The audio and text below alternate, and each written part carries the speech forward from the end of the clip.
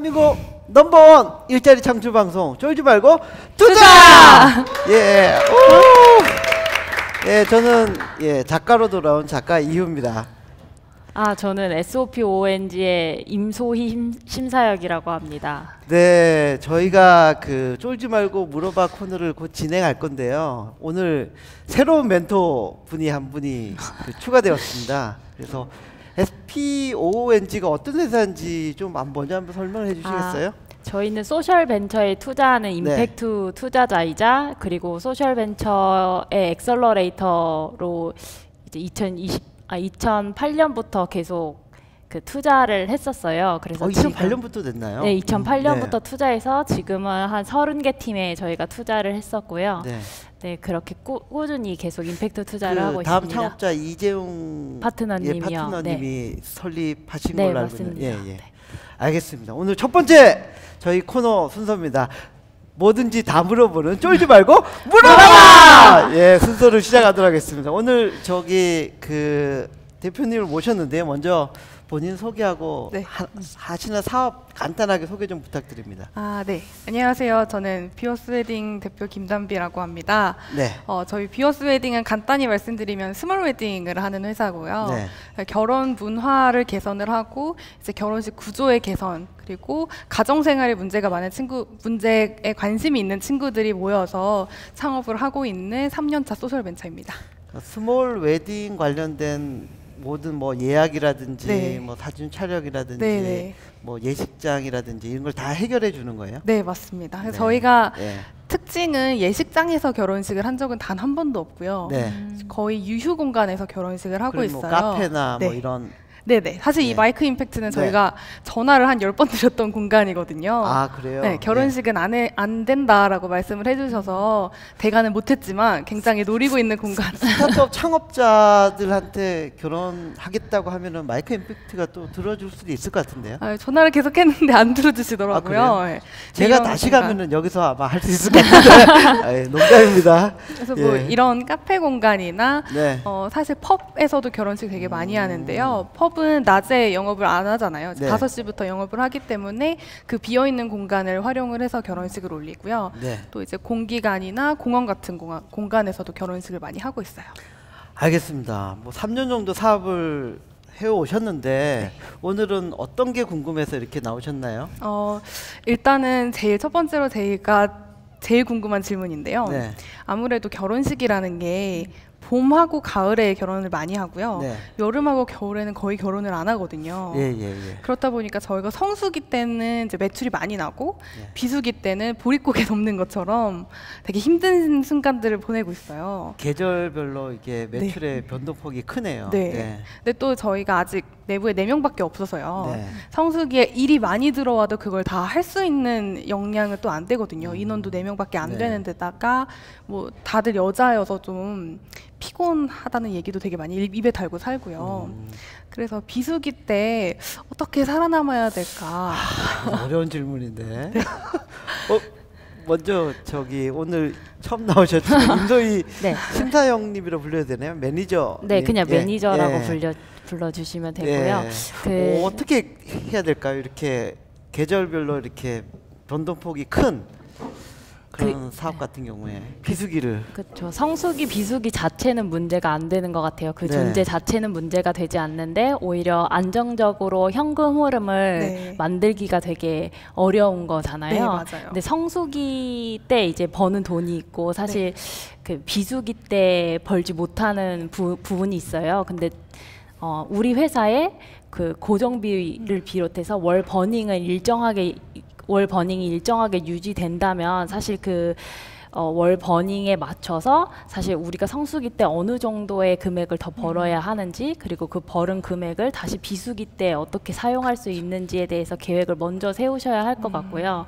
그런데도 우리가 비수기 때 너무 안정적인 현금 흐름을 만들기가 힘들다라고 하시면 약간 내 중심 사업에서 지금은 웨딩 플랫폼으로서 사업을 하시는 거잖아요. 그 웨딩 플랫폼으로서 할 때 이제 결혼식 외에도 신부가 관리를 해야 된다거나 다른 종류의 이제 접목된 다른 사업들을 붙이셔야 할 것 같아요.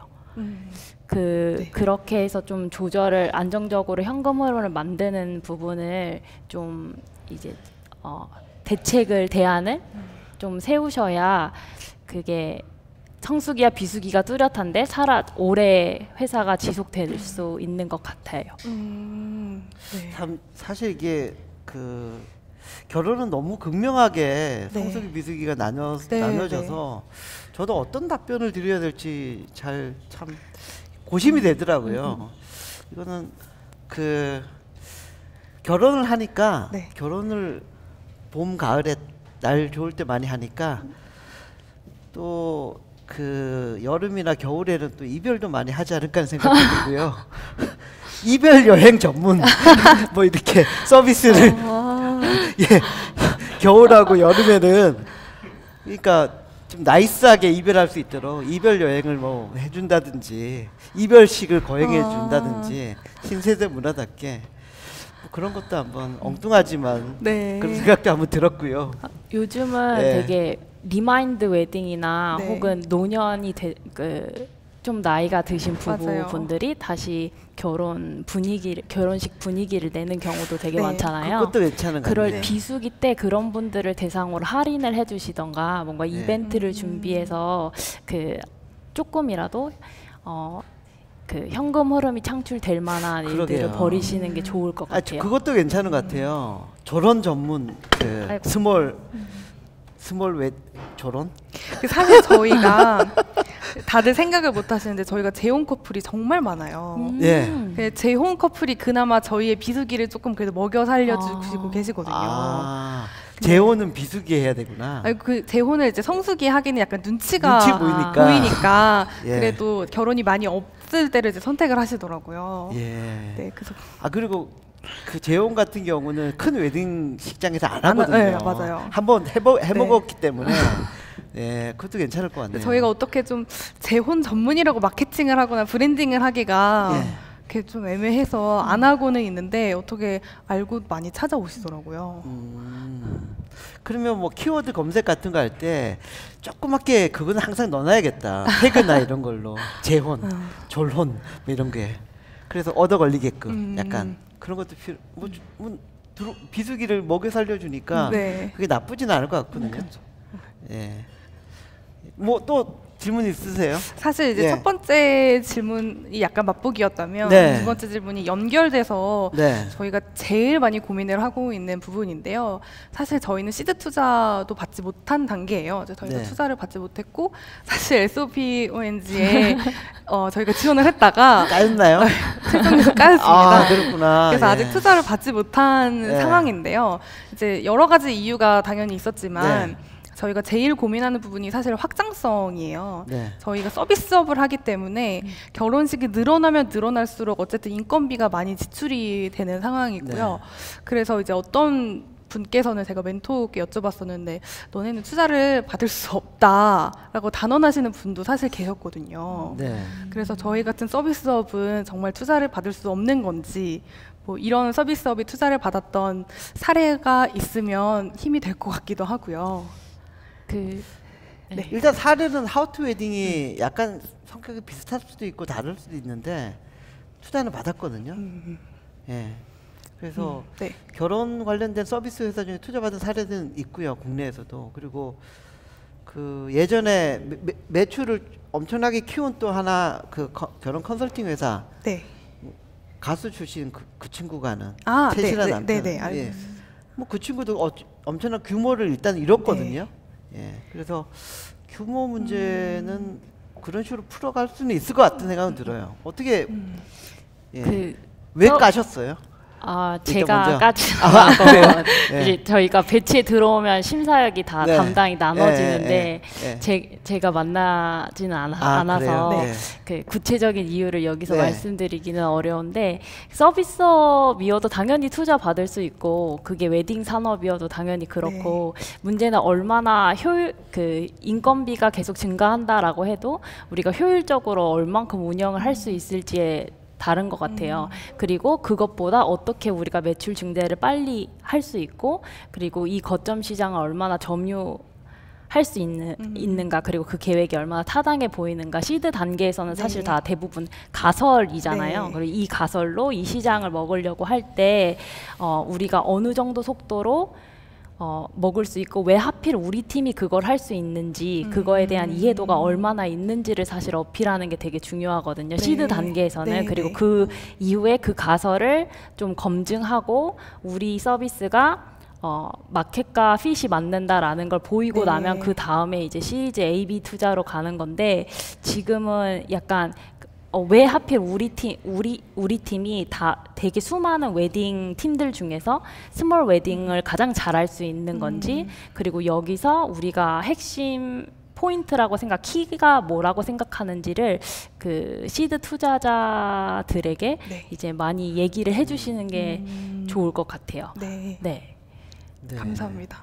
그 제가 또 드는 생각은요, 그 확장을 하려고 할 때 사람이 그 임직원 수가 같이 늘어나면서 이제 확장이 이제 아마 될 텐데 그러면서 서비스 퀄리티 컨트롤이 상당히 중요해질 수 있거든요. 그래서 이걸 어떻게 효율화를 더 할 수 있는지 뭐 기술 IT를 이용한 기술적으로도 효율화할 수 있는 부분이 있고요. 뭐 매뉴얼화를 해가지고 뭐 효율화를 할 수도 있고 그런 거 시스템을 확장할 때 우리는 이렇게 시스템적으로 늘어난다. 그래서 뭐 건수가 많이 들어오더라도 교육 뭐 온라인 교육 몇 시간 몇 시간 한 다음에 충분히 동질의 서비스를 전국적으로 확장해 나가면서 할 수 있다. 그걸 좀 뭔가 좀 체계화를 잡는 게 투자를 받는데 아무래도 유리하지 않을까 그런 생각은 듭니다. 네, 감사합니다. 그래도 저희가 이제 까이고 나서 까였다니요. 열심히 다시 투자 준비를 하고 있거든요. 사실 저희는 여기 SOPNG에서 되게 투자를 받고 싶어하는 팀들 중에 하나여가지고 말씀해주신 것처럼 시스템화에 진짜 온 힘을 넣고 있어요. 그래서 뭐 모듈화도 하려고 하고 되게 어렵기는 하더라고요.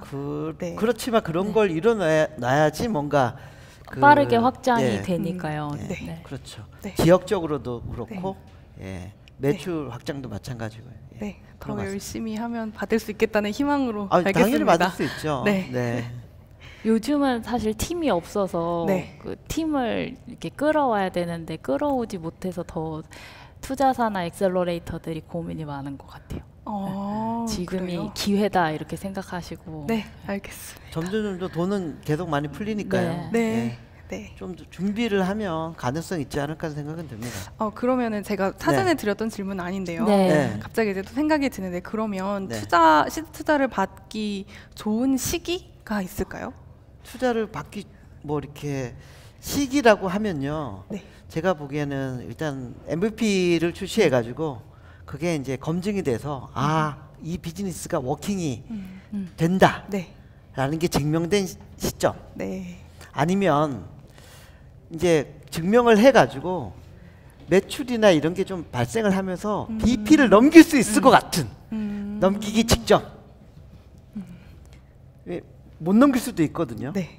못 넘기면 또 투자자가 실망해서 안 할 수도 있으니까 넘길 것 같은 가능성이 극대화되는 그 시점.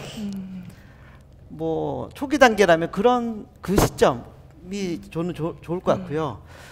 뭐 MVP 검증을 좀 했는데 우리 그 회사의 어떤 비전을 보고 막강 인력들이 합류를 했다. 얘네들 데리고 더 우리는 앞으로 치고 나갈 수 있다. 그런 좋은 인력이 합류하는 그 시점이 뭐 저는 이제 제가 느끼기에는 투자자 입장에서 투자하기에 좀 유리한 시점이 아닌가라는 생각이 듭니다. 어떻게 보세요? 약간 시기적으로 보면 그 시기가 특정하게 있는 것 같지는 않아요. 그러니까 딱 회사 내 포인트가 될 수 있는 분기점이 될 수 있는 시기에 투자를 준비하시고 투자 유치를 위해 준비하시는 게 좋을 것 같고 지금 시스템화를 되게 노력하고 계시다고 하셨잖아요. 그 시스템화를 거의 끝낼 즈음에 이제 투자를 받아야겠다라고 하고 이제 여러 군데에 연락을 하시는 게 좋을 것 같아요. 딱 그때쯤이. 근데 그 중요한 거는 이렇게 까였다고 해가지고 계속 포기하면 안 되고요. 계속 업데이트를 해줘야 됩니다. 소품도 그렇고 다른 투자자들도 처음에 만났던 투자자들한테 계속 우리 회사가 전에는 요 정도 매출을 하고 그랬는데 새로 인력도 합류하고 그래서 네. 이번에는 요 단계까지 성장을 했고요.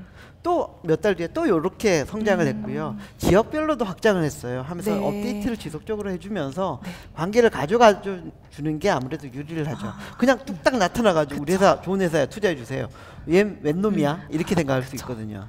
네. 네, 그래서 그런 지속적인 그런 커뮤니케이션도 되게 중요하지 않을까 싶습니다. 네, 알겠습니다. 네, 또 네, 궁금하신 다음 거 질문을 부담 없이 드릴게요. 또. 네. 다음 질문은요. 네. 제가 이제 일을 하면서 사실 있는 딜레마 같은 건데요. 네. 그러니까 사실 외부에서 대표가 안에서 실무를 하지 말고 밖으로 나가서 뭐 외부 미팅을 나가고 네. 영업을 하고 뭐 말씀해주신 것처럼 투자자들을 만나서 뭐 회사 어필을 하고 뭐 이런 얘기를 되게 많이 듣거든요. 저도 이제 초기 창업자이고 나이도 어리고 하다 보니까 주변의 조언을 되게 새겨듣는 편인데요. 그래서 그러다 보니까 내부의 실무에 대한 감을 약간 잃어가는 느낌이 있기도 하고요. 그래서 그렇다고 제가 실무를 계속 하게 되면 회사가 밖으로 이제 성장을 하지는 못하겠죠.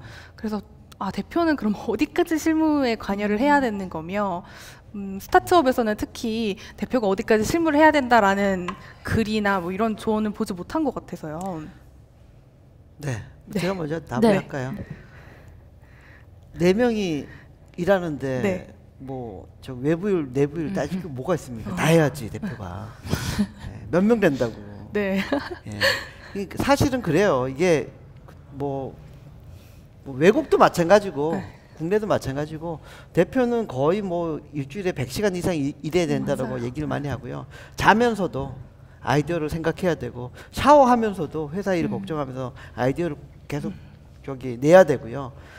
모든 거에 처음에는 다 관여를 해야죠. 실무를 놓는 순간 회사에 대한 어떤 임직원에 대한 장악력이라고 해야 되나? 리더십이 또 무시가 될 수 있거든요. 없어질 네. 수 있기 때문에 그게 언제까지다라고 정확히 얘기할 수는 없지만 계속 유지해 가면서 바깥 일도 하고 해야 된다라고 생각은 합니다. 근데 네. 그런 기술 기반의 어떤 뭐 개발이 필요한 그런 회사 같은 경우에 그 코딩을 하면서 대표하면서 코딩하는 친구들이 좀 있어요.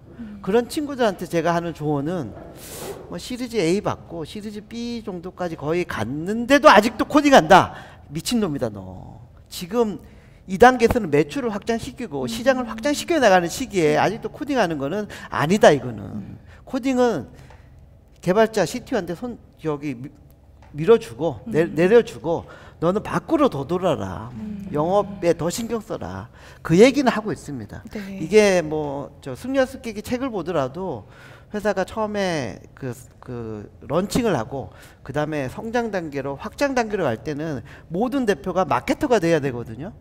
마케팅 그게 마케팅이라는 게 시장 그런 그 마케팅도 있을 수 있지만 펀드레이징도 IR도 마케팅의 하나의 일종이거든요. 네. 그런 마케팅 활동을 좀 더 열심히 해야 되지 않을까라고 네. 생각이 들고요. 그게 한 시리즈 B쯤 그쯤으로 저는 보고 있습니다. 예. 임심사역께서는 어떻게?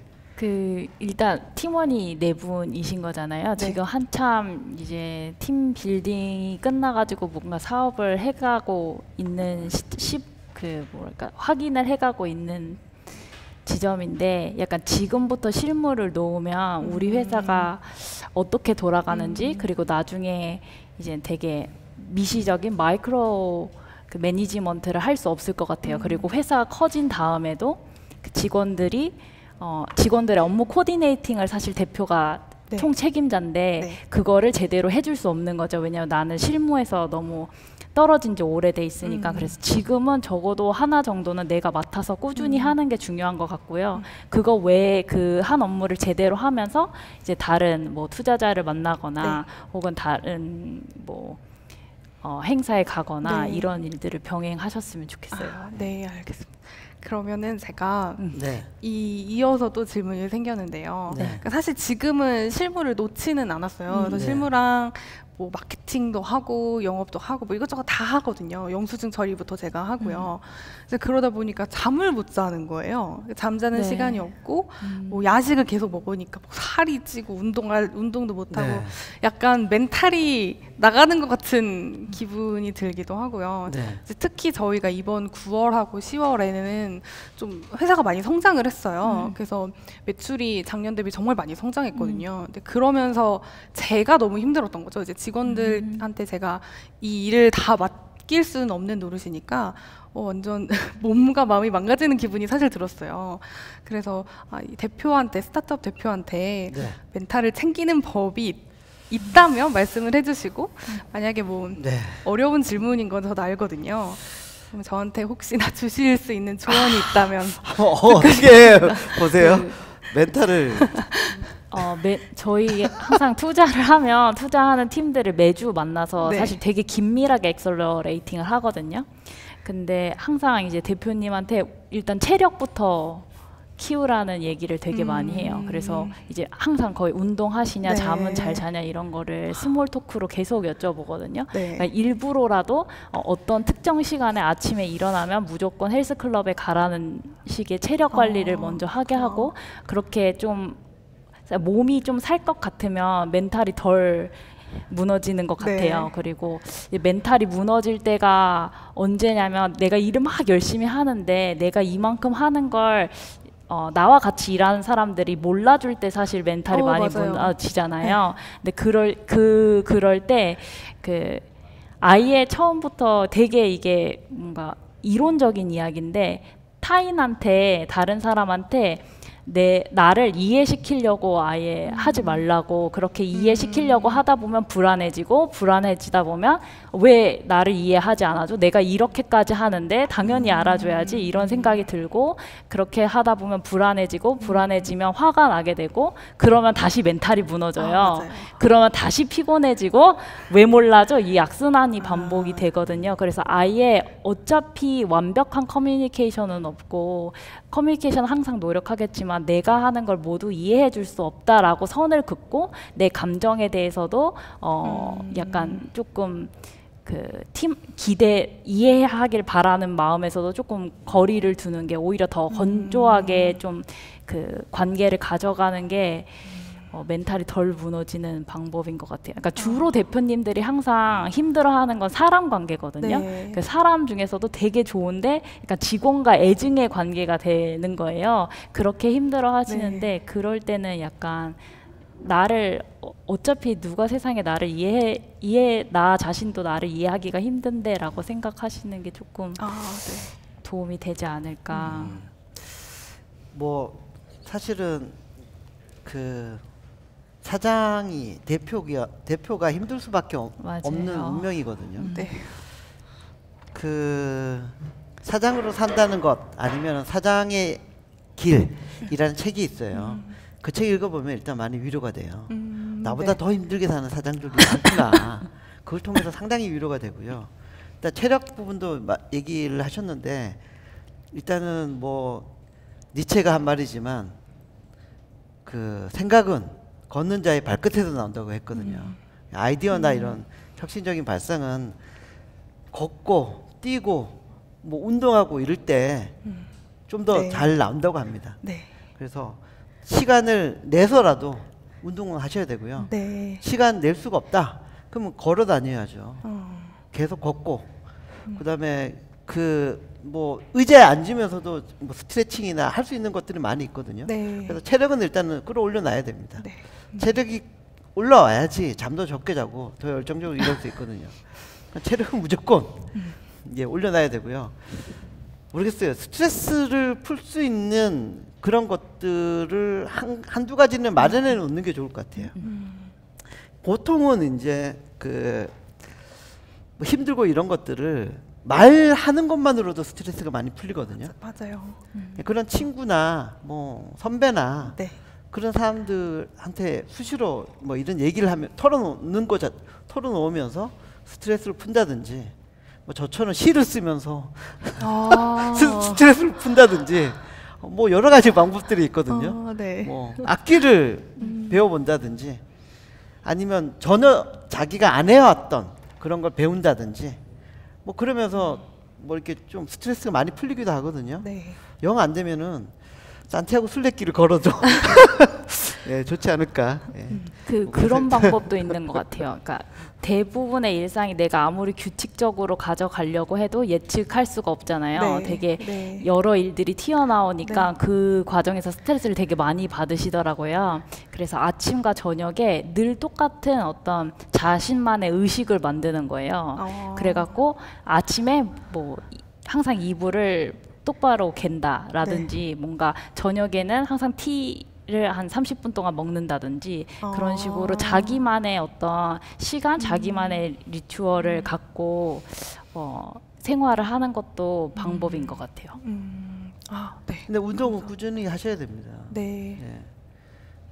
사실 헬스클럽을 끊어놓고 못 가고 막 이래가지고. 아 근데 물론 뭐 대부분 그렇게 하는데요. 그 평상시 운동을 많이 할 수 있는 그런 것들이 있거든요. 많이 걷는 게 일단 좋은 것 같아요. 네. 예, 그래서 한 정거장 뭐 두 정거장 정도는 내려서 네. 먼저 걷는다든지 의도적으로라도 그렇게 해가지고 체력을 만들어 놔야 됩니다. 네, 알겠습니다. 그래야지 오래 네. 정열적으로 일을 할 수 있거든요. 그렇죠. 예. 네, 혹시 뭐 마지막으로 더 질문이 있으세요? 마지막이요. 예. 그러면 제 콤플렉스를 하나 질문드릴게요. 약간 제가 보기에도 약간 순둥순둥하게 생기지 않았나요? 네. 그래서 제가 화를 잘 못 내는 성격이에요. 근데 뭐 저희가 4명밖에 안 돼서 다들 가족 같은 팀원이기는 한데 그래도 내부에서 어쨌든 실수가 있기도 하고 뭐 외부에 어떤 분께 뭐 잘못을 해서 혼나야 되는 상황이 있기도 한데 그때마다 제가 잘 화를 못 내거든요. 근데 이게 안 좋은 습관인 건 저도 알고 있는데 이게 뭔가 의도적으로 잘 안 고쳐지는 것 같아요. 네. 그래서 따끔하게 얘기를 한마디씩 해주셨으면 좋겠어요. 송 대표님이 잘하시는데. 아, 송 대표님 가서 좀 가서 배워야 되는데. 네. 아, 농담입니다. 아, 이게 참 이게 어려운 문제인데요. 일단은 가족 같은 회사들이 대부분 잘 안 된다고 해요. 왜냐하면 합리적으로 의사결정을 안 하거든요. 그래서 뭐 친한 건 뭐 친해가지고 이렇게 뭐 초기에 이렇게 할 수 있는데 네. 약간의 이제 그 거리감을 두려고 노력을 많이 해야 돼요. 임직원들하고. 네. 약간의 긴장감을 네. 둬야지 뭐 이렇게 잘못했을 때 꾸지람을 할 수 있거든요. 그래서 함부로 이렇게 대표한테는 막 그냥 덤비면서 얘기 못하면서, 그러니까 자유로운 커뮤니케이션하고 이건 약간 달라요. 네네. 약간의 그 어떤 나는 저기 이쪽은 대표고 나는 임직원이다라는 거리감을 느끼게끔 긴장감을 가져주는 게 좋아요. 그래야지 따끔하게 얘기할 때 얘기할 수 있고 얘기하고 나서도 바로 풀어줘야 되고요. 예. 뭐 우리나라에는 이런 책들이 별로 없는데요. 일본에 어떤 그 경영학자인지 뭔지는 제가 정확히 모르겠는데 꾸지람이라는 책을 쓴 사람이 있어요. 그래서 어떻게 꾸짖는지 사례별로 정확하게 분석해서 써놨어요. 꾸지람을 했을 때는 그 뒤에는 어떤 행동을 해야 되고 그 책 읽어보면 상당히 좋지 않을까라는 생각이 듭니다. 왜냐하면 우리 대부분의 사람들이 어떻게 꾸짖는 거에 대해서 서툴러요. 그쵸. 방법을. 저도 그거 보고 많이 배웠는데 예, 지금은 잘 기억은 안 나지만 꾸지람이라는 책을 한번 읽어보면 이 도움이 되지 않을까라는 생각이 듭니다. 네, 어떻게? 그 직원들과 그러니까 그 화가 날 때, 그러니까 어떤 잘못을 했을 때가 있잖아요. 그럴 때를 한번 정리를 해보시면 좋겠어요. 그러니까 이런 반응을 했을 때는 다음에 어떤 액션이 올지를 서로 다 예측 가능하게 하는 거죠. 그러니까 이제 사실 어떤 일을 하자고 했는데 이 사람이 완전히 동의가 되지 않았어요. 그래서 그거에 대해서 계속 짜증을 낸다거나 이런 경우들이 있잖아요. 그럼 그런 경우 때 사실 그런 걸 이렇게 되게 다른 사람도 그러면 같이 일하는 사람도 방해를 받으니까, 그리고 신경이 쓰이니까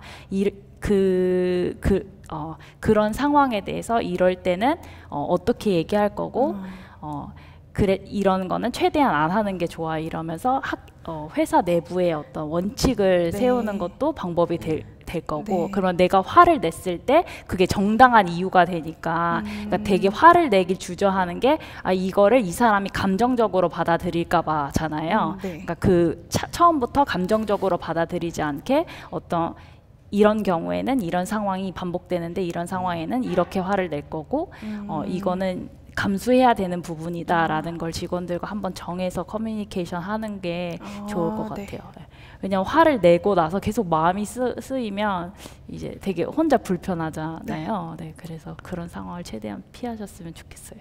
네, 알겠습니다. 화를 내야 될 때 내는 게 또 맞아요.